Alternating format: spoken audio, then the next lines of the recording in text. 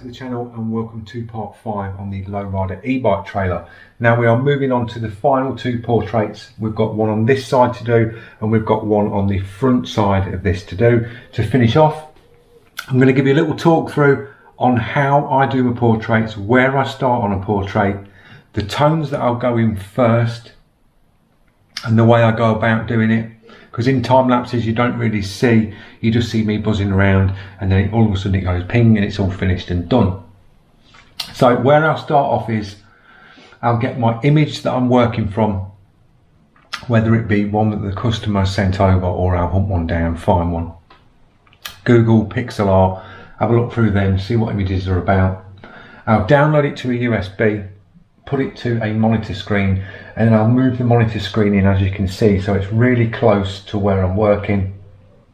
Then I'll project the image up onto the panel to the size of the one I'm working with on the screen, and then pencil round very lightly just the key points in the portrait as a reference guide for somewhere for you to follow. So it's a bit like paint by numbers. If you've ever seen the actual old pads like the paint by numbers, it's all on outlines and they've got numbers in the little pockets of like the artwork, and you just paint them colours to that piece. It's basically like that. You're basically going in like paint by numbers. You've got your outline but you've not got numbers on your piece. You're just putting them tones in where you see them on your screen. So it's nice and simple. It makes life a lot easier if you've got an outline to work from. Some people can use shields where they'll have the printout of the piece and they'll cut all the intricate pieces out. Now you can do that, but then everything looks too sharp. Every line will look sharp and looks over sharp, and it doesn't look like soft and more realistic. To get something that looks a bit more realistic, put the sharp lines where the sharp lines are on the picture, and then put the soft lines in where they are on the picture, and it will make your artwork look a lot better, guys, than just being everything too stenciled and sharp. Put your soft tones in where you need them. That's why I use shields. For all my sharp edges and things that are in the portrait, I'll just drop onto a shield and put a sharp line in where it needs to go, and it just makes it look a little bit more softer to the eye when you look at it, and a little bit more realism in there. So that's how I go about that. That's getting the image down. Colour wise, you can do your little square where you put it to your screen and you can colour match identical to your picture, but I never bothered with doing that. I just mixed 3 tones up straight on the fly, didn't go across to the reference picture and start doing colour mixing and trying to get the exact tones. I just make my own up. I'll do a light grey, then I go a mid grey, and then go a darker, and then eventually end up with black and a solid white. And that's all I will use. Make it nice and simple. Continue with them 3 paints throughout the actual portrait so they all blend to one another, so it's nice and easy. You're not getting one that looks completely different to the others. They will all match in tones all the way around. So mix enough paint to get you around the actual piece like I've done there. The paints that I'm using are Comart. The Comart's good. Water-based acrylic. It's nice because you can knock it back with the razors. If you're using golden tends to go down, and it's like super glue. Once it's on the panel, you cannot get it off. When you'll come to erasing, you've really got to hammer it. But the Comart, if I use a Comart on a portrait, I can just knock it back, manipulate the paint. So I use that, and I'll use the golden as well. If I want to get some real dark blacks, I find the golden's better on the black and the white. For the opaque side of things, it just hits down hard and it just gives you that tone that you need straight away. So they're the paints I'm using. I've got an electric eraser, rechargeable one. These are really good because you can change the tips on these to a bigger tip for getting bigger, broader areas, knocking it back, and you get a little pinpoint one for the dot highlights. I'll be using that. I've got a Posca paint pen for any small little dot highlights in the actual eyes. Scalpel for doing hair techniques. I'll grab some wire for this as well. I've got some wire that's taped up because we've got a lot of hair techniques in this hair, so I use that today. Airbrushes, I'm going with the Krios range today. I've picked up the PS771 for doing these portraits. I find that brush really good because it's got the ability of the micron, with it being a 0.18 mil. Your paint flow through this brush is really good, whether it's thick paint or thin paint. It just never seems to clog up. You can just keep hammering paint through it as you're working, and it just flows all the time. Great brush, and you've got your matte valve to the front, so when you're going in on the detailed bits and you've got a thin paint, you can just knock your air pressure back on the front of the brush, and it makes life a lot easier and quicker to work with than having to get up, either turn your air pressure down on your airline if you've not got one of those fitted to your airline.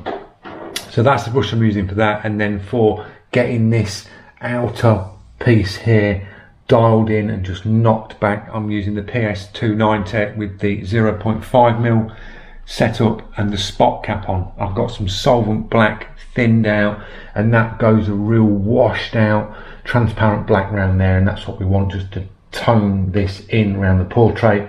And then I'll just dust a bit over into the face, and it gives you that second tone like I did on the other two. It just brings that next tone in across the face and just sets it back into the panel. So they're the bits that I'm using. Nice and simple. You'll see me in the time lapse going through these bits and using these bits, bouncing across, getting this image down. So I'll stick you in the time lapse. We'll get this side done, then I'll give you a talk through. We'll start the next side, get that done, and then we can have a look at the bed inside, because I've done a little bit extra on that, which looks really cool. And then we can get all this wrapped up and ready for clear coat, guys. We've got the timber to clear coat, and we've got the whole trailer to clear coat. So I'll see you in the first time lapse.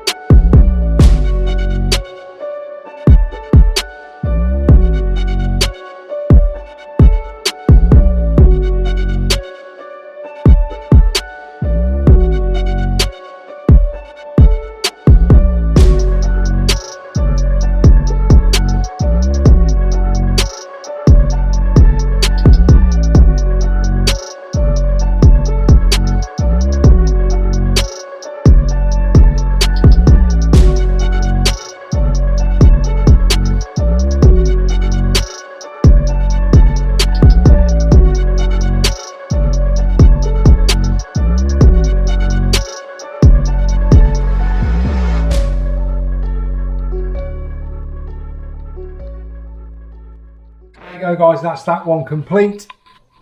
So we've gone from the reference there, dropped it in, not too photorealistic, kept it sort of soft, and then just to pop the hair out a bit, I scratched it back just to pop the highlights out and just to bring them forward a bit. A little bit of white in places, but that's as far as I'm going on that. I'm not going to go any further on that. I've dropped a bit of black around the outline just to drop her back and just push her forward, darken it off, and that will do for that piece. So I'll spin the trailer around, and then we'll get the next one in, and then we can start moving on to the clear coat stages. So I will see you in a bit.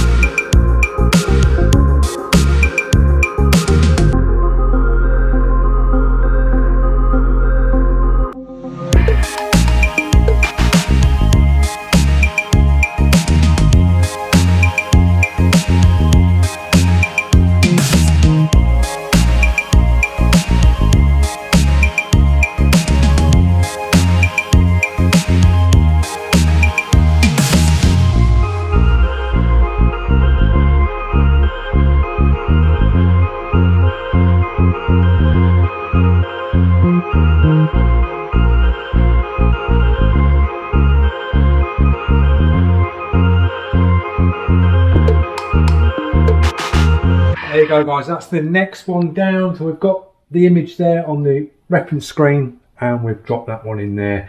Just kept it nice and light, the same as that. Just added a few extra hair textures just to make it pop. And we've gone round with the PS290 again and just dusted in and just faded in round the face.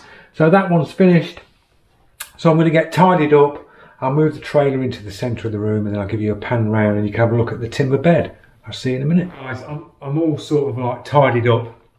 I'll give you a little pan round of the trailer now and I can give you a pan round of the bed that I've done inside and talk you through that bit. So on the portraits, we started off on this one. We dropped the girl in there with the smoking, so she's in there. Put the wheel on just so you can see the effect with the fan pattern underneath. We've got the gold pin line. That's the one that we've just completed to the front, so that one's in. And then moving round, we've got the girl on the side with her hand on her chin. You've got the fan pattern in the wheel again there, the gold pin stripe around that side. And then you've got that one to finish this side. So that's all the portraits in.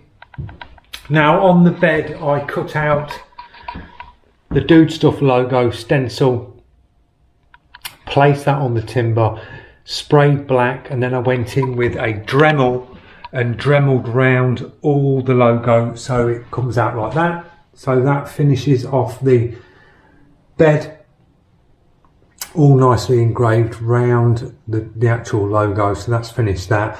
That just needs taking out now, clear coating. We've got to mask off the rest of the frame, take the wheels off again, mask all the bits out again, bag the top off and get this ready for clear coat. Now the day has gone on and I've not got much time left. So the clear coat stage on this, guys, is going to be in part 6.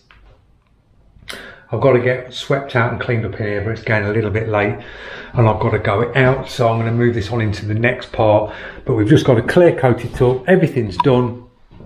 I'm going to drop my logo in, put that in on a stencil, drop that in somewhere on here, and we'll call that one complete on the artwork. But we're all finished. So it's looking really nice, all themed to go with this bike.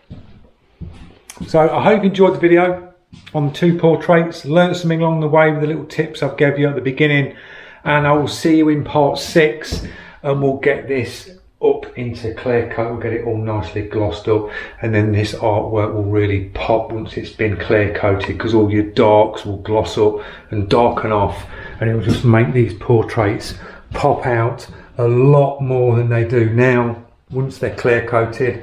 And then the timber bed to finish off, we'll have all this clear coated, so this will all gloss up nice.